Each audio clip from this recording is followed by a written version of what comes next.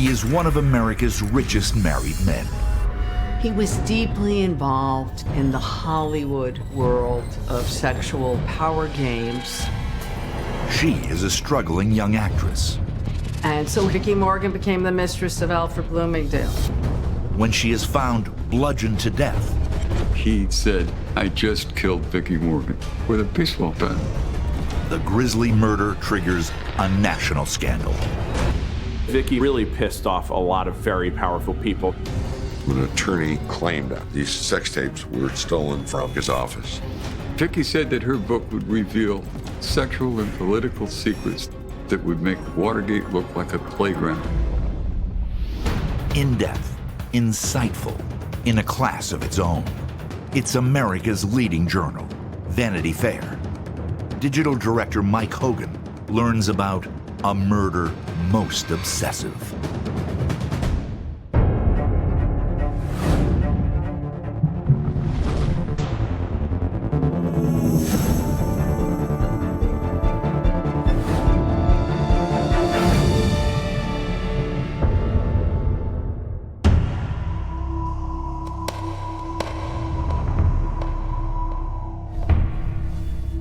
It's 3:20 a.m., July 7th, 1983.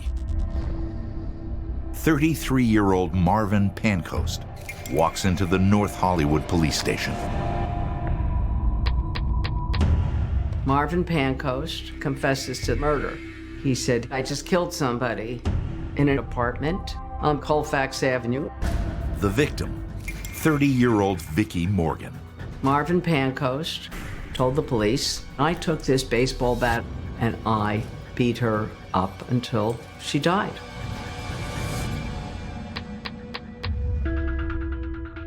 It is very rare for anyone to walk into a police station, confess a crime, and then tell them where the crime had occurred. But Mr. Pancoast went into custody. The police then checked out the apartment, and there was Vicki Morgan in the bedroom, dead. Vicki believed she was born to be an actress, and her entire view of life was to be a Hollywood star. Mr. Pancoast was a friend of Vicki's. It didn't make any sense why he would kill her. He was enthralled with Vicki. Marvin's mother called me. She told me about her son being in trouble. She thought that there was some kind of mistake. Anything but the fact that Marvin would have committed a murder. I found it suspicious myself. Marvin didn't have any blood on him. He didn't have a motive to kill her. I did not see Marvin as having any potentiality for committing any sort of a crime. Marvin was sort of a milquetoast type of guy. And then 4 days after he confessed to Vicki Morgan's murder, investigators receive a tip that puts Washington power brokers and some of the country's richest men in the spotlight. And that ignites a media frenzy. The Vicki Morgan case had it all. In 1983, this was the big scandal. The possibility of a star-studded conspiracy proves to be irresistible for Vanity Fair writer Dominick Dunne. Dominique Dunne was not just a writer for Vanity Fair, he was like the mascot for Vanity Fair. He wrote about murders among the rich and famous, and often his subjects were sort of helpless women who were victimized by men who believed they were above the law. He covered the Menendez brothers, he covered the O.J. trial, he covered the Phil Spector trial. When Dunne joins the magazine in 1984, he has just started writing. In fact, it is a second career. Dominic was a television producer, and he had a good, solid career in Hollywood. Dominic and his wife, Lenny, had 3 kids, 2 sons and a daughter. Dominic and Lenny loved to entertain. They were known for throwing these incredibly lavish parties.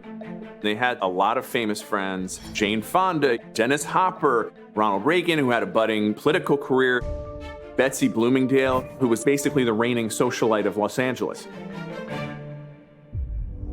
But the famous friends and glamorous parties do not appeal to Dunne later in life as much as his crusade for justice.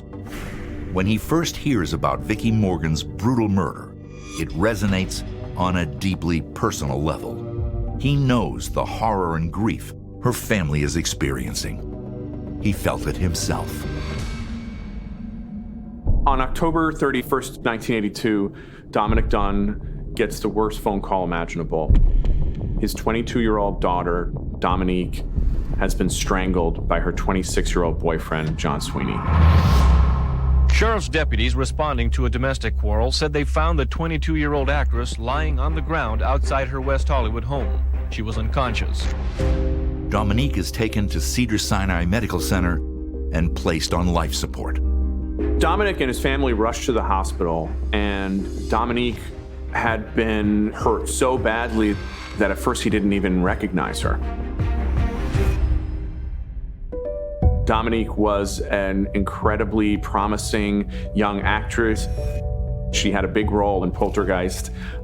She had a big career ahead of her. All of us who were engaged in Hollywood in some way knew who she was. And we knew John Sweeney. Dominique's boyfriend is a noted sous chef at Ma Maison, the trendy LA restaurant. I happened to be living in Los Angeles, not too far from Ma Maison, and Ma Maison was the hot spot among the Hollywood crowd at that time. Orson Welles was a regular. You see the head of the studios. Dominique had broken up with John Sweeney, but he was pursuing her in a way that you might describe as stalkerish. In her attempt to get away from Sweeney, Dominique actually wrote a letter to him telling him something like, "That's not love. You don't love me. You're obsessed with me." But the more she pushed away from him, the more aggressively he sought to capture her. And he became relentless. This was a toxic relationship that ended in the worst possible way.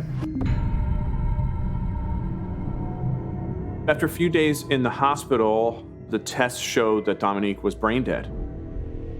So now they had this agonizing decision to make, whether to keep her on life support or to let her go. The Dunne family reluctantly agrees to take Dominique off life support. As she was wheeled away for the last time, Dominick kissed his daughter and he said, "Give me your talent." He wanted to salvage something of her, of all of this promise that was contained within her.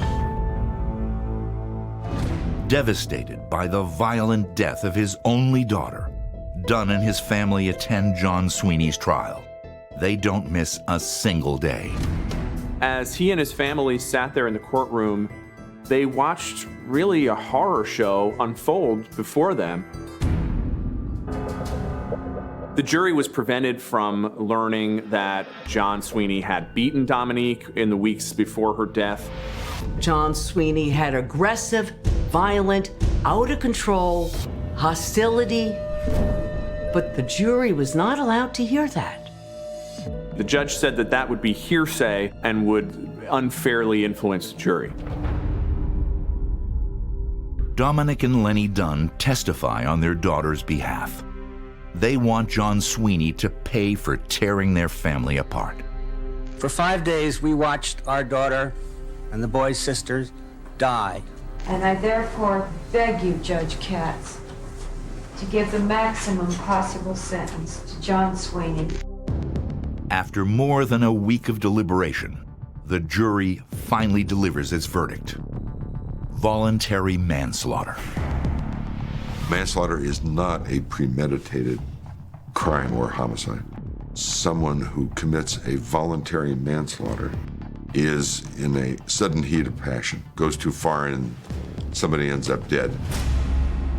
When the verdict wasn't murder, it was voluntary manslaughter, John Sweeney was going to be back on the streets within 3 years. It amounted to a slap on the wrist for the man who killed his daughter.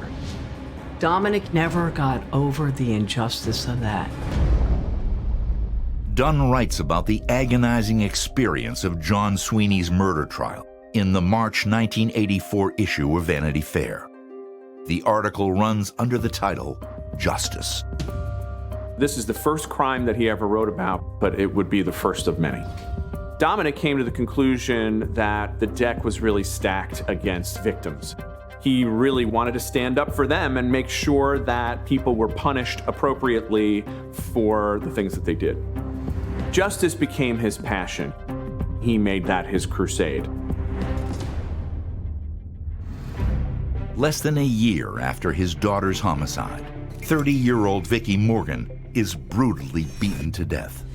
Her murder trial becomes Dominick Dunne's next story for Vanity Fair. I think Vicki Morgan looked a lot to Dominick like Dominique. They were two beautiful girls killed in Hollywood.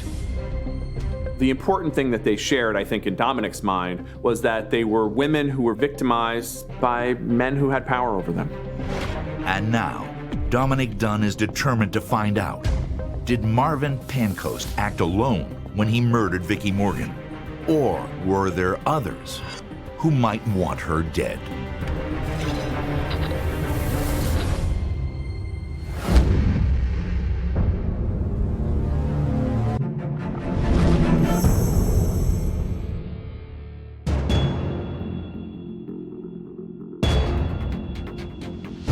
On July 7th, 1983, Marvin Pancoast confesses to bludgeoning his roommate, 30-year-old aspiring actress Vicki Morgan, with a baseball bat.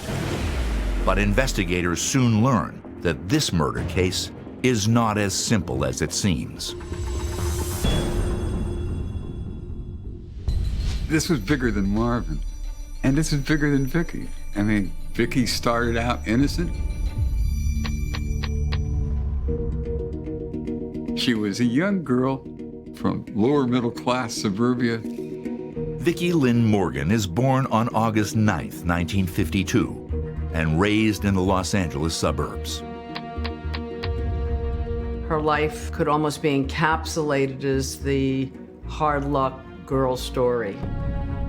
Within weeks of her birth, her father left the family for another woman. And it sort of went down from there. It was just she and her mother and her older sister holding on by their fingernails. It was a bold-faced neon lesson. Loss of man equals loss of income. Vicki, from the earliest ages, had something. She was kind of tall, willowy. She's got kind of dirty blonde hair, parted down the middle, very much of that time. She was just a natural looker. She had an aura and a power that none of her contemporaries had. She always wanted to be an actress. So just around the time she turned 16, there's one possibility. Get to LA and start a new life. She goes with her girlfriend, and they move to LA. But big city life isn't quite as glamorous as Vicki dreamed it would be. What Vicki Morgan does learn when she gets to Hollywood is that there's a lot of other girls thinking, I'm gonna make it. Vicki is barely getting by, never more than a few dollars away from financial disaster. She takes some hostess jobs, she gets some photo shoots, but she struggles.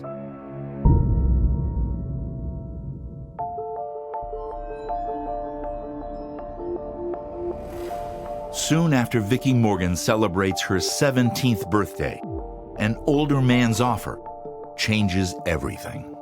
He was sitting having his lunch. He sees this very beautiful girl walking down Sunset Boulevard. Goes out to the sidewalk and starts speaking with her. And he begins by saying, you know, do you play tennis? My daughter Lisa plays tennis. And by the way, you look sort of like my daughter Lisa. So it seems kind of innocuous. Then he gave her a piece of paper, and she thought that he had given her his phone number. And then she left the restaurant and opened it up, and it was a check for $8,000. $8,000 in your pocket in 1970 is a serious amount of money. Vicki is almost immediately enchanted. Vicki's admirer calls, and she agrees to meet him for lunch. Vicki Morgan has no idea that she will be dining with one of the richest men in the United States, 53-year-old Alfred Bloomingdale. Alfred Bloomingdale was the beneficiary of a hugely successful retail business. He was also the man who invented the whole concept of plastic money.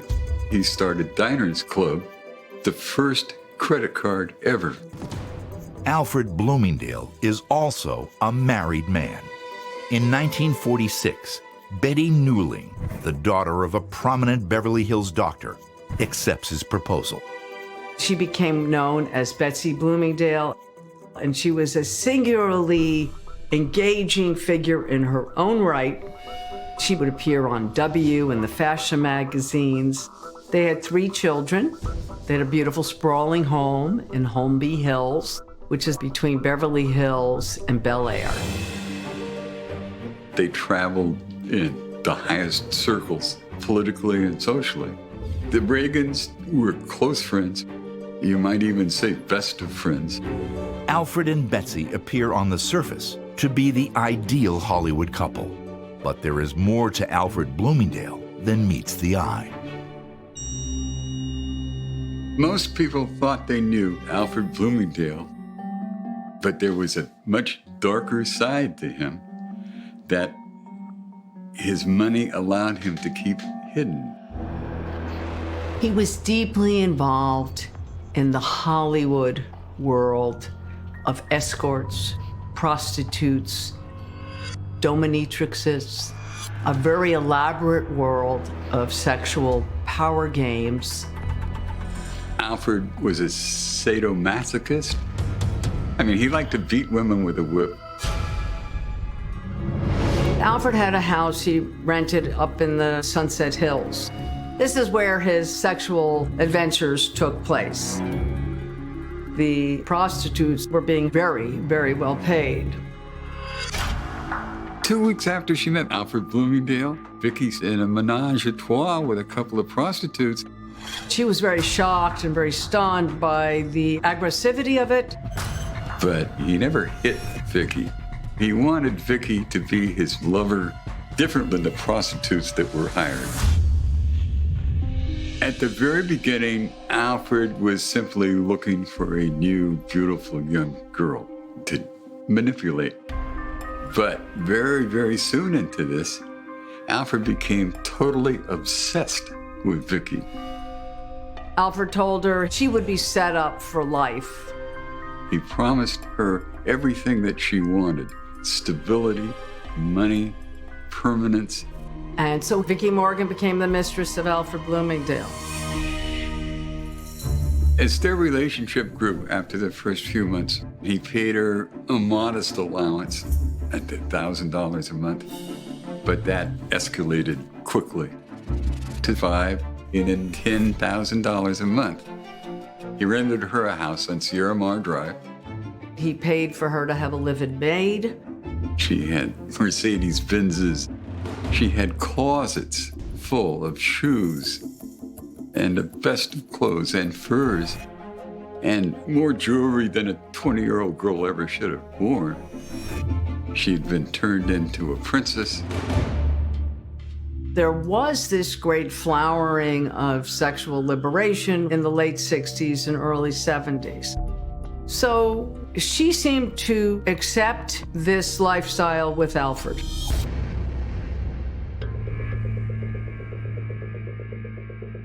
Three years into their relationship, Vicki and Alfred see each other frequently, including public rendezvous. Alfred makes little effort to hide his affair.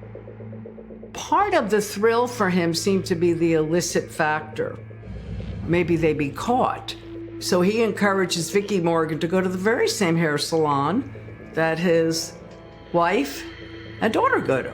So is it any surprise that on one occasion, Betsy Bloomingdale happens to see Vicki having some intimate moment in a car with Alfred? Betsy's horrified. Her husband's having an affair. There's fire and fury. Betsy tells him Vicki has to disappear.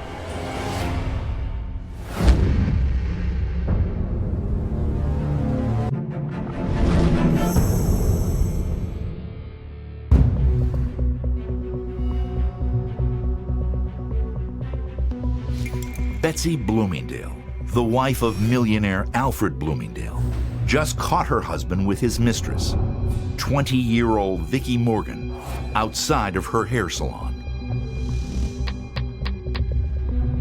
Betsy is furious.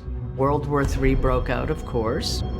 Betsy Bloomingdale demands Alfred give up his playmate and hand over the family finances to her. Vicki was getting serious money from Alfred Bloomingdale. However, she was unable to budget. So when Alfred was forced by Betsy to stop paying the rent, Vicki has no means of support. She felt she needed a man to take care of her. She wanted to get married. For the next several years, she started dating other people, influential people, expensive people.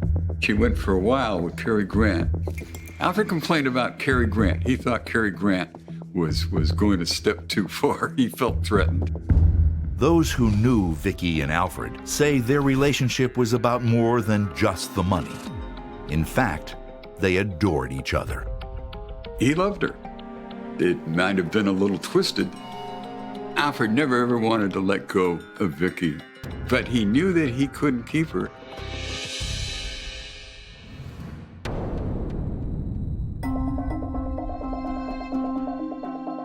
In the spring of 1975, Betsy Bloomingdale commits her own indiscretion, one that makes national headlines. She and Alfred had been to Paris and she bought some exclusive gowns. But when she brought them back into the United States, she falsified the paperwork so that it looked like she paid only a fraction of the money that she paid for them. The Customs Department did a little investigation. They found the actual receipts and they charged her. She was convicted of a felony for cheating customs. With Betsy consumed by her own scandal, Alfred feels free to reach out to Vicki Morgan again. He wants her back, and she eventually gives in. Alfred rents Vicki a house just above Sunset Boulevard. He began to pay her more money, up to $18,000 a month. Even though Vicki had a glamorous life, it wasn't any kind of bed of roses. Alfred was a very controlling person. He had to know every trivial detail of her life. What are you doing? Who did you just talk to? And this was sort of nonstop. Alfred's relentless manipulation makes Vicki feel trapped, but she can't bring herself to abandon the lavish life he provides. Vicki was totally dependent for maintaining her lifestyle on Alfred. She's feeling high-strung, nervous, displaced. She begins by taking Valium, little blue pills. Then she takes another pill. And then she became a person who was just popping pills. Vicki's life became increasingly defined by drug use. Vicki Morgan is falling apart. Her friends were telling her, you have a drug problem, you drink too much.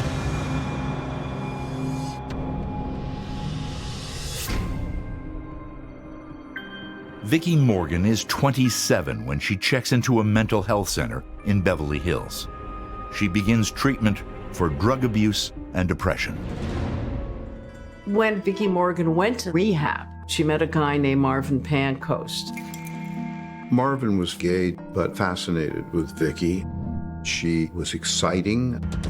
He was a real celebrity hound.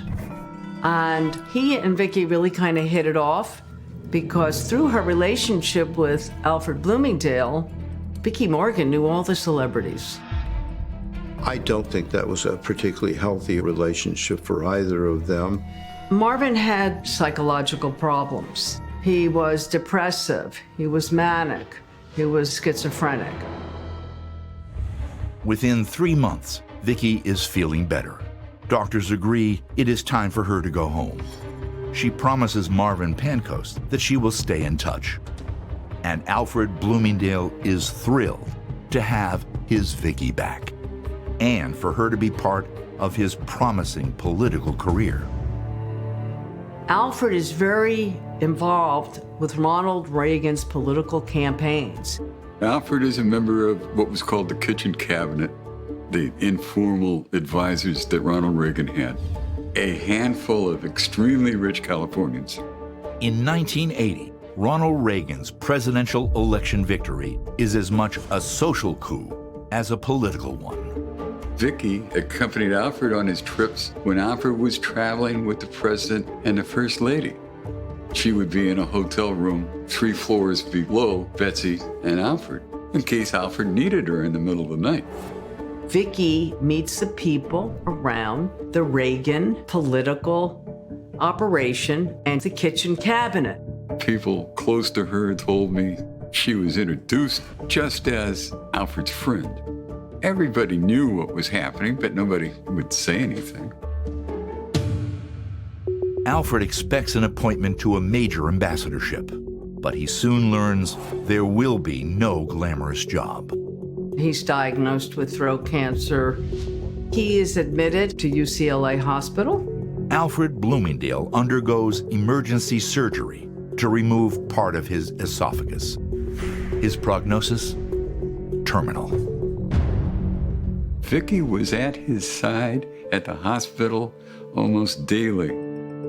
I do think there was an emotional bond and connection that was deep and authentic. There was no secret that Alfred was making promises to her on his deathbed. He signed a letter authorizing her to receive $10,000 a month. Unfortunately for Vicki Morgan, and Betsy Bloomingdale finds out, she went to their manager and their bookkeepers and said not one more penny goes to that woman. Betsy succeeded in cutting off all of Vicki's income, and Vicki retaliated by filing a $5 million palimony suit. Vicki Morgan wanted everything Alfred promised her, everything she earned with her love and devotion. Betsy Bloomingdale's attorneys said she's getting $18,000 a month. We call that prostitution, and that is against the law. On August 23, 1982, Alfred Bloomingdale dies, and Vicki Morgan's palimony suit is going nowhere. The palimony thing had failed, so now she was going to write a book about her life with Alfred. I think the book was Vicki's cry of desperation.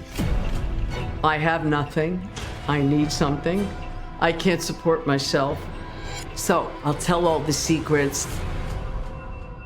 Vicki Morgan joins forces with a writer and threatens to reveal scandalous information involving important government officials. The co-author went around to numerous people trying to sell this book. Vicki really pissed off a lot of very powerful people, starting with Betsy Bloomingdale and Ronald Reagan's kitchen cabinet. Vicki said that her book would reveal sexual and political secrets that would make Watergate look like a playground.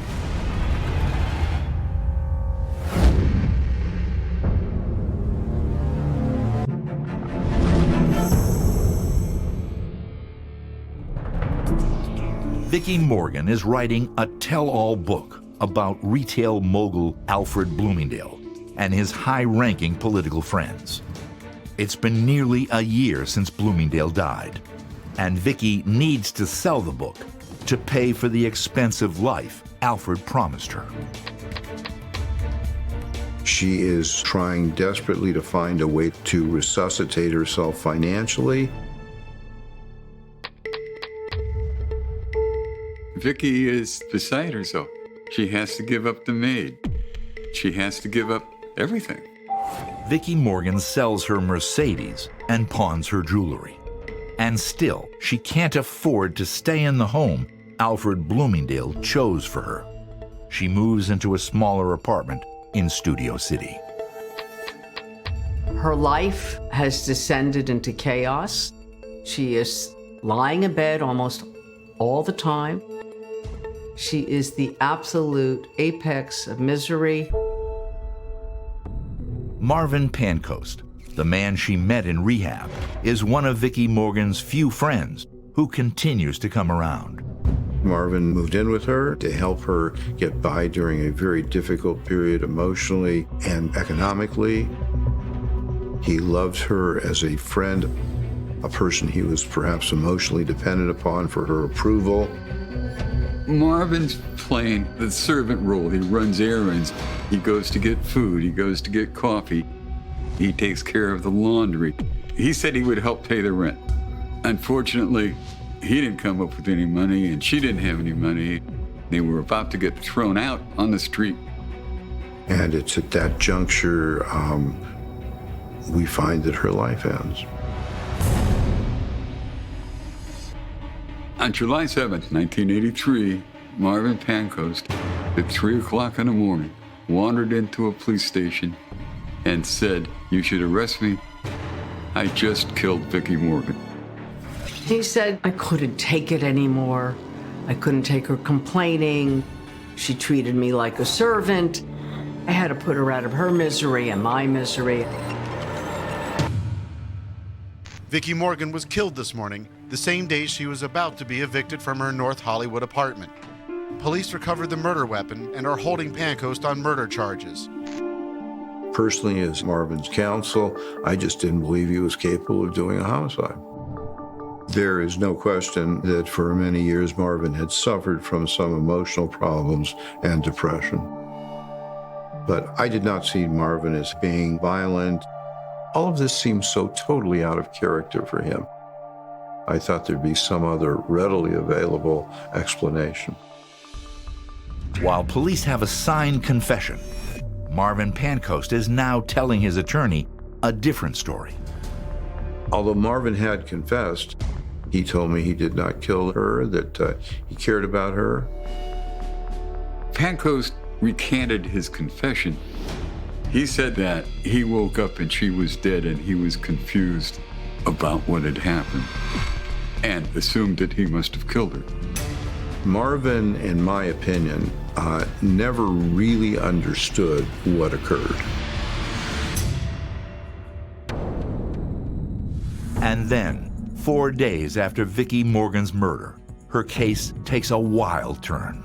Robert Steinberg, a Hollywood-connected attorney, he announces that he has been given sex tapes of Vicki having sex with White House officials.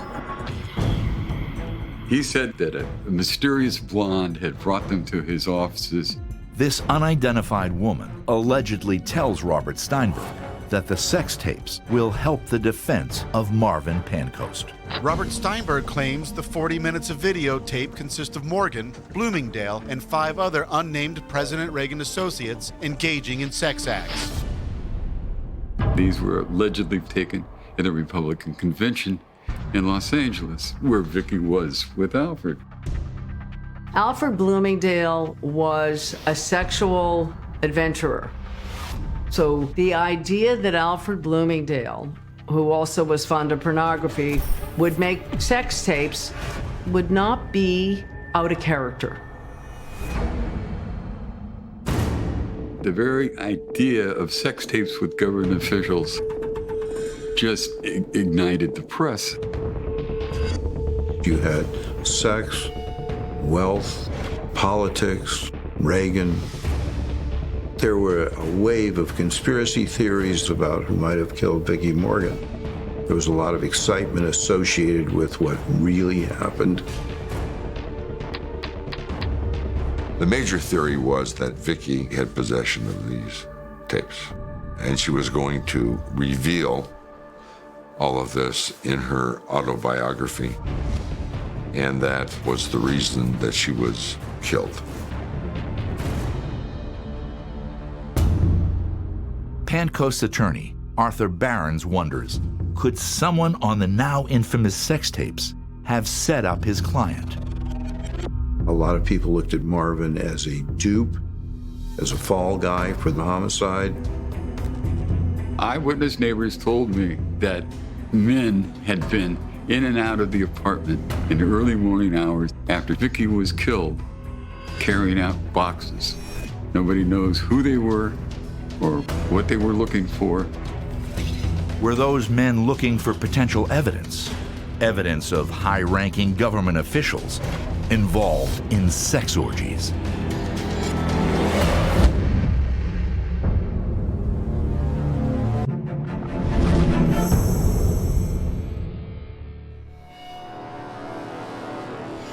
Los Angeles attorney Robert Steinberg says he is in possession of scandalous sex tapes featuring Vicki Morgan and high-ranking White House officials. But when asked to hand over the tapes, his response is almost as shocking as the news of the tapes themselves.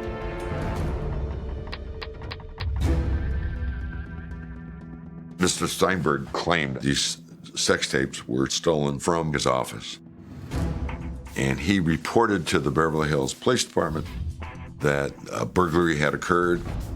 Tonight, there's no corroboration of Steinberg's story, and apparently no tapes. Some wonder, did government officials, in a desperate attempt at a cover-up, orchestrate the burglary? Or could Robert Steinberg have been lying about having these sex tapes all along? Without being able to establish that the sex tapes existed, the defense was left with no evidence to show at least any sort of government, undercover, anybody else killed Vicki Morgan. So Mr. Pancoast had a difficult road as far as his trial was concerned.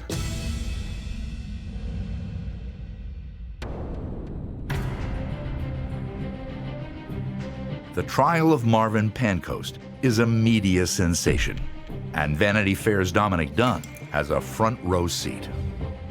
Dominick Dunne was present at Vicki's trial every day. He was there in pursuit of the truth. He was as perplexed about the facts as I was. Dominick knew all the powerful people. Dominick had been friends with the Bloomingdales. This was a betrayal in the Bloomingdales' eyes that he would dig into this. That was what made it so exciting, is he was risking violating all these friendships, but telling the truth was so important to him that he did it anyway. With no sex tapes, the defense searches through the crime scene evidence looking for some clue that will clear their client. They are stunned by what they don't find.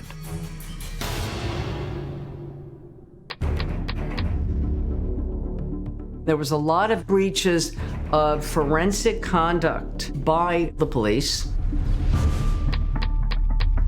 The police never sealed the scene of the crime. They never took any fingerprints in the apartment or the baseball bat that she was allegedly killed with.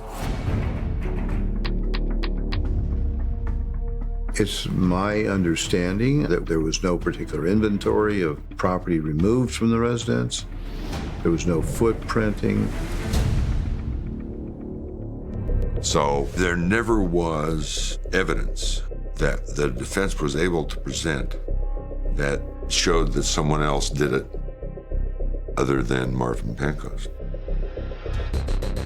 I think because Marvin had confessed, the police assumed he committed the homicide. So there was no reason to do a real investigation. That hurt his case. On July 5th, 1984, after only 4.5 hours of deliberation, a verdict. The jury found Marvin Pancoast guilty of first-degree murder. And they obviously based that on his confession. Marvin was sentenced to 25 years to life. When Marvin was found guilty, he didn't particularly react. I really wasn't sure whether he felt hopeless because of the outcome of the trial. or the loss of Vicki Morgan. Dominick's story on Vicki Morgan came out just 6 months after his story on his daughter's trial in the September 1984 issue. Dominick's theory was that Marvin Pancoast didn't actually kill Vicki Morgan, that he was an innocent bystander who took the rap for some much more powerful figures. Vicki Morgan was causing embarrassment to people in the White House. I mean, this does not mean that they're guilty. But there were certainly people within that inner circle who had much more to lose than Marvin Pancoast. In my mind, it remains an unresolved crime.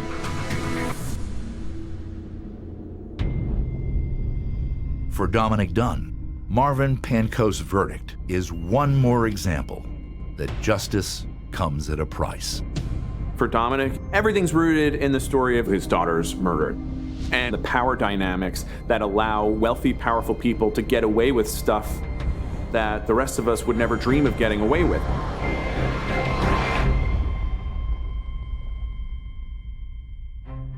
In one final irony, nearly a year and a half after Vicki Morgan's murder, she wins a portion of her palimony suit. The letter Alfred signed on his hospital bed was the subject of 2 years of court fighting between Betsy on the one hand and Vicki's people on the other. Ultimately, the court ruled that it was a legitimate business arrangement and that $200,000 should be awarded to Vicki. But Vicki was dead. Vicki's mom always said that she could have been a great actress. She could have been many things.